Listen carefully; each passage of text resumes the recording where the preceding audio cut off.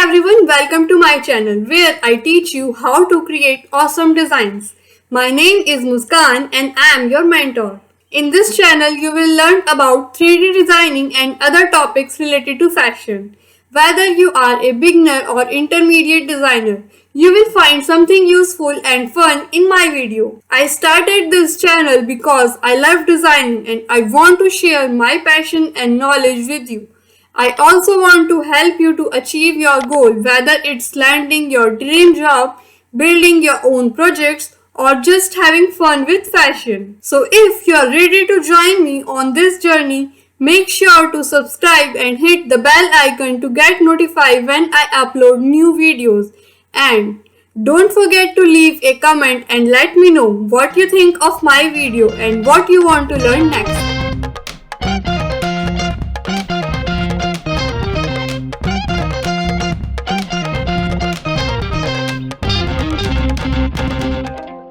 Today, we are going to learn about a tool that you might think is useless, but it will make your work more professional.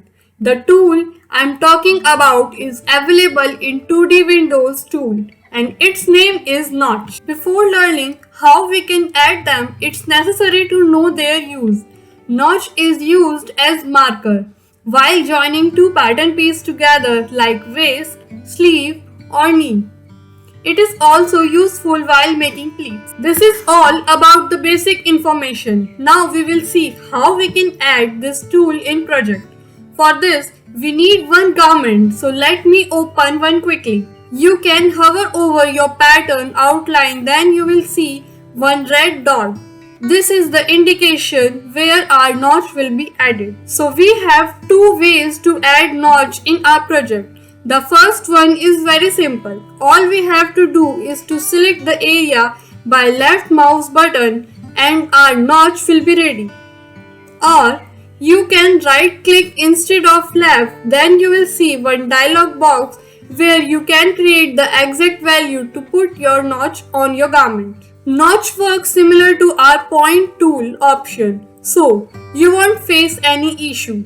Just the outcome of both tool is little different. By the help of set into two lines, you can decide the value where you want your notch to be. For now, we are working in a restricted area because of this point. That's why we will select another portion and set the notch 1 inch away from it. Currently, our front and back portions of sleeve is looking identical. That's why we will use our 3D window to find out which one is front and which one is back. After that, we will add one extra notch on one side to our sleeve. So this part is front and this one is back. So we will add extra notch in the back side so that our objective can be accomplished. I am going to right click again to set this notch 0.5 inches away. Now we have a huge difference between front and back piece. So why don't we add the same notch on the bodice as well?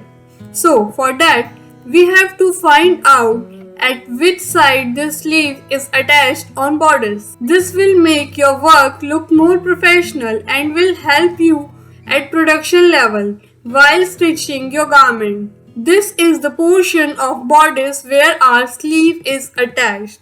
We add some notches randomly, so how will we know how far away our notch is from the side? These are only the mark and they don't divide the line in any way. Even our edit tool is unable to select them, so don't freak out.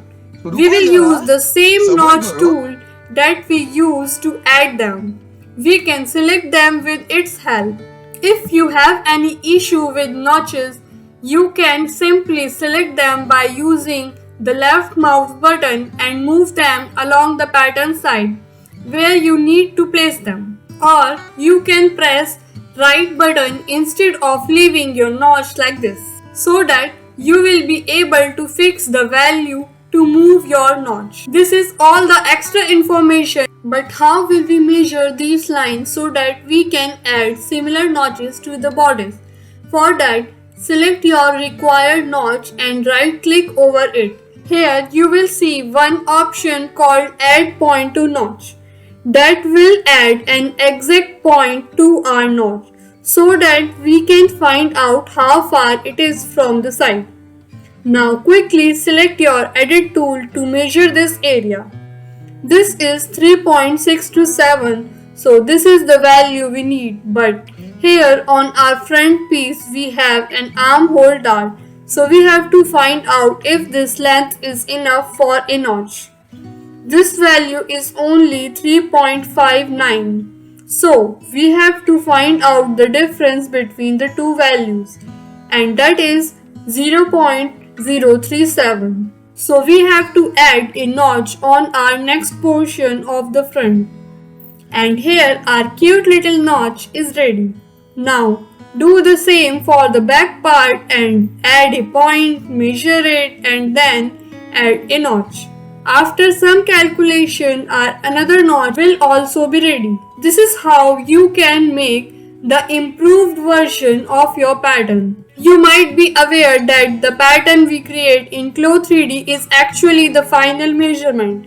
It doesn't have any seam allowance right now. Instead, the pattern we are seeing is actually where our stitch line will be. That's why in this software we have another feature so that you can make your notch marks there as well. For adding that, all we have to do is to add seam allowance on the pattern and your notch will also be visible on seam allowance just by doing that. By this way, all your notches will be visible. But the marks you are seeing on seam allowance are not actual marks. The actual marks are on your pattern, so if you need to edit your notch, then you have to select the one on your pattern and your seam allowance notch will change automatically.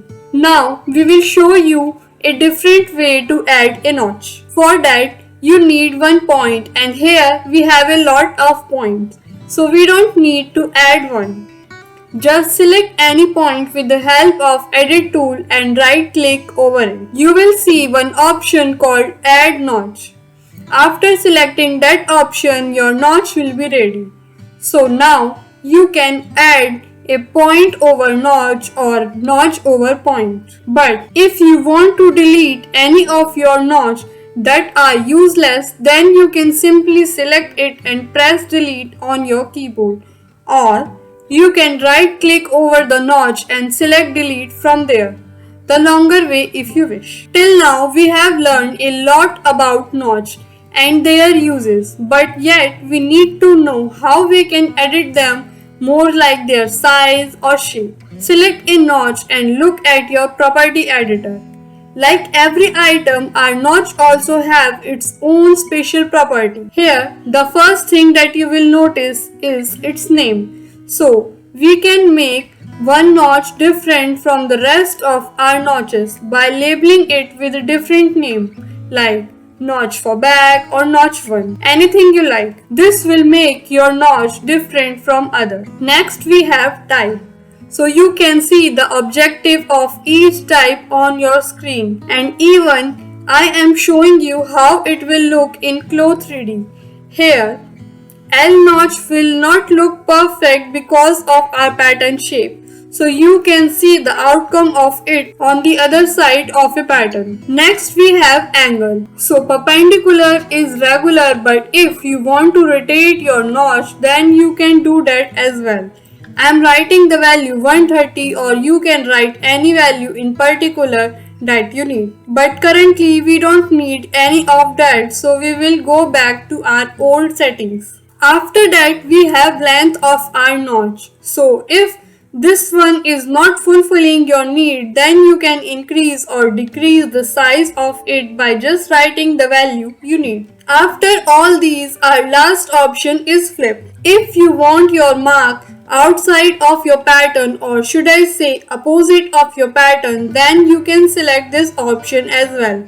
This will be helpful in some of your cases. I hope you enjoyed this video. If you are as passionate about fashion as I am, don't forget to subscribe to my channel and stay tuned for more unique and exciting classes coming your way.